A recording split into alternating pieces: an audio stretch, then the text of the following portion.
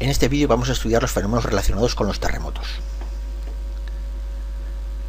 Un terremoto es la vibración del terreno producida por la liberación rápida de energía en un punto. Esta energía se libera en forma de ondas que se transmiten a lo largo de todo el planeta, de tal forma que las rocas vibran, produciéndose una onda que se va transmitiendo en la materia sólida. Aquí tenemos las diferentes partes de un terremoto. Llamamos foco o hipocentro en castellano al sitio donde se produce el terremoto. Llamamos epicentro justo a la zona que está encima del foco o hipocentro. Y aquí vemos los diferentes frentes de ondas como avanzan en todas las direcciones a partir del sitio donde se ha producido el terremoto. Podemos observar que si este es el foco y este es el epicentro, tenemos diferentes zonas de llegada a diferentes tiempos, en este caso expresados en segundos, conforme van llegando las ondas del terremoto, de tal forma que las velocidades son relativamente rápidas y en 10 segundos pues puede recorrer un estado.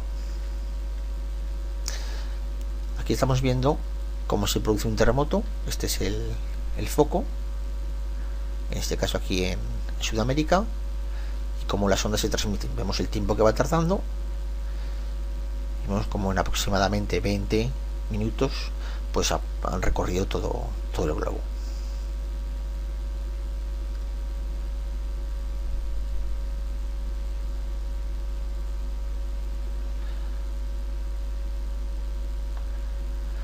Vamos a ver cómo se forman los terremotos.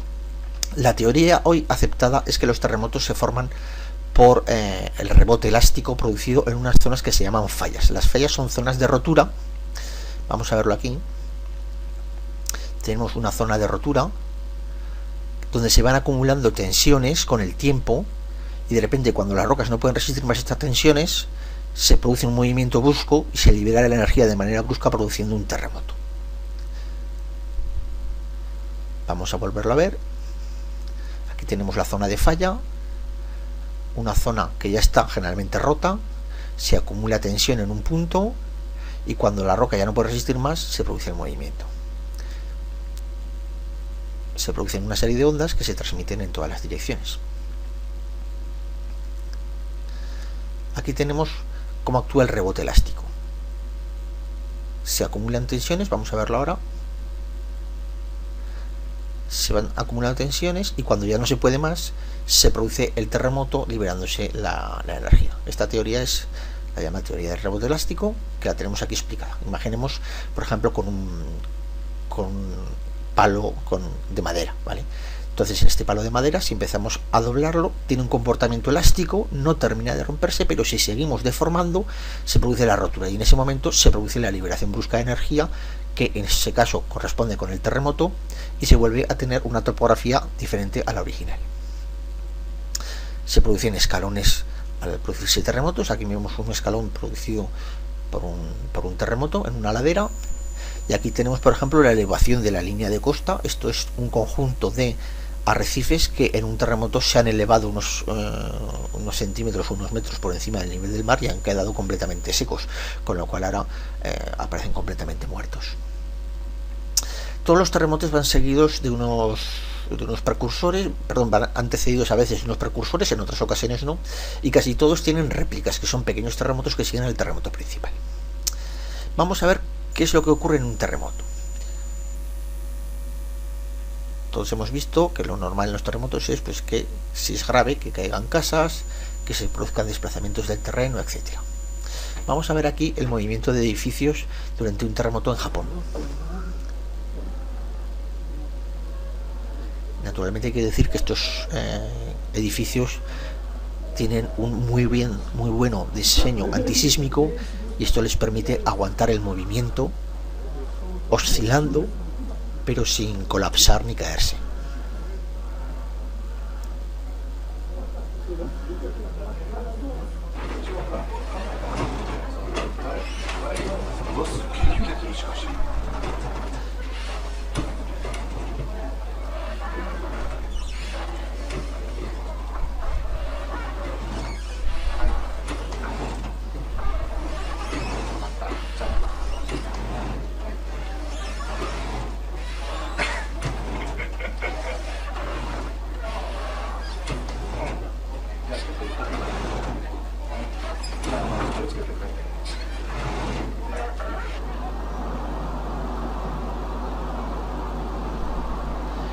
Naturalmente, los edificios se mueven, pero los objetos que están dentro del edificio, debido a que tienen masa, tienden a permanecer quietos debido al fenómeno de la inercia, y por lo tanto los objetos del interior del edificio se van a mover respecto a lo que es el edificio en sí. Aquí podemos ver cómo se mueven los objetos en el edificio.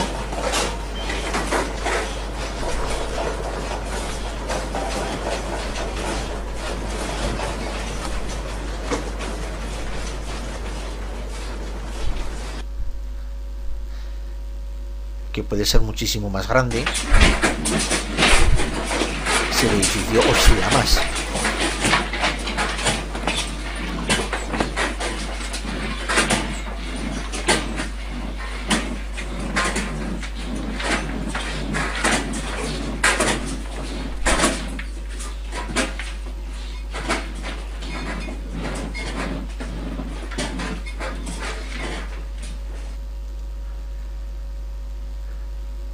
Aquí podemos ver cómo la inercia de los objetos hace que estos se caigan ante el fuerte movimiento del suelo.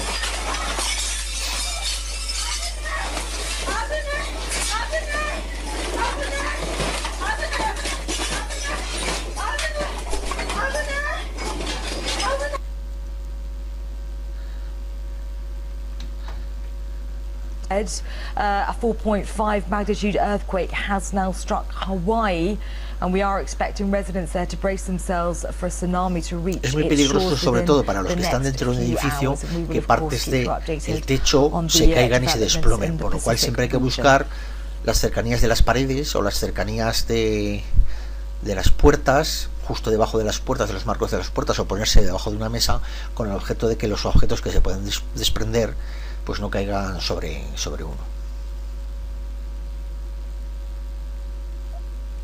Aquí, por ejemplo, estamos viendo en un pabellón deportivo cómo se desprende parte del techo y cómo hace muy bien la gente en estar justo debajo del dintel de la puerta. La destrucción de un terremoto depende de varias variables. En primer lugar, de la intensidad y duración de las vibraciones del terremoto. Después, la naturaleza sobre la cual la estructura, el edificio, la presa, la carretera, el ferrocarril, etcétera, está descansando. No es lo mismo material duro que material sedimentario, etcétera. Y luego el diseño en sí de la estructura. Aquí tenemos efectos del terremoto de Alaska en 1964, de México en 1985, de Taiwán. Es curioso, ya veremos ahora, que aquí se ven los edificios como caídos a bloque. En Turquía en 1999, en la India en 2001. Vemos los destrozos en las líneas de comunicación.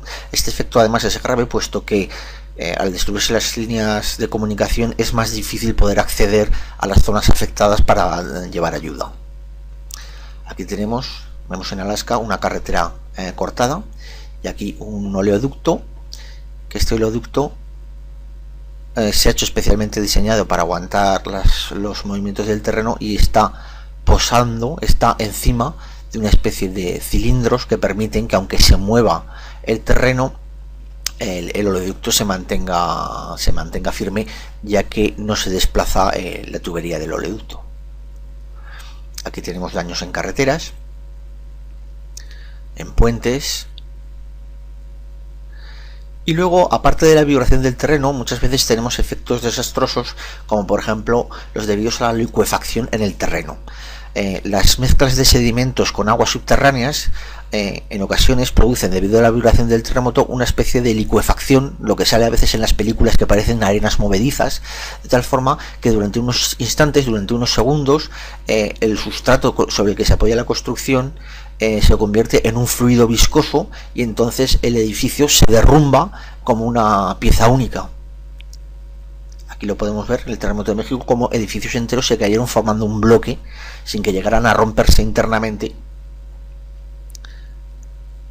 Aquí lo tenemos en Taiwán en 1999, pasa lo mismo, los edificios no se resquebrajan y se parten porque la parte de arriba se queda sin movimiento y la parte de abajo oscila, sino que todo el edificio en conjunto se vuelca. También son muy importantes los efectos debidos a los incendios en la red de gas. Entre otras cosas, el terremoto de San Francisco de 1906 fue tan desastroso porque después del terremoto se incendió la ciudad por culpa de las conducciones de gas. Y también muchas veces pequeños o grandes terremotos provocan deslizamientos de tierra en laderas que ya de por sí eran bastante inestables. Aquí vemos en El Salvador en 2001 como un terremoto de magnitud 7,6 lo que hizo fue liberar la energía acumulada en esta ladera debido a su enorme pendiente y cayó buena parte de la ladera encima de esta zona urbanizada.